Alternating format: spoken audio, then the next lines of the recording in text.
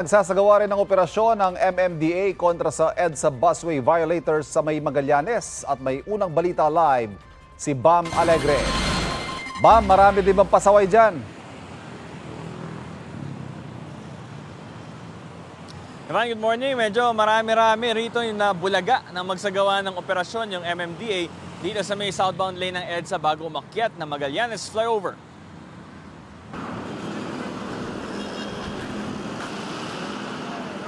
Sari-sari ang nahuli mula sa mga pribadong sasakyan hanggang mga motorsiklo. Sa dami ng mga nahuli, nagmistulang parking lot, panandalian ang isang bahagi ng busway. Naabala ang sanay tuloy-tuloy na biyahe ng mga pampublikong bus. Ang mga nahuling violator nahaharap sa mas mataas na multa at parusa simula ngayong araw. Sinasagawa ang mga ganitong operasyon para ipaalala sa mga motorista na huwag dumaan sa exclusive bus lane.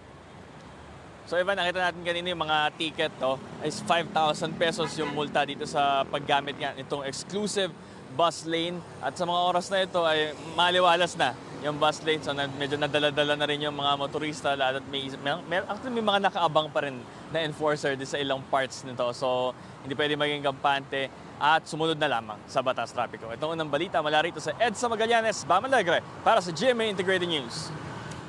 Mga kapuso, para laging una sa mga balita, bisitahin at mag-subscribe sa GMA Integrated News sa YouTube.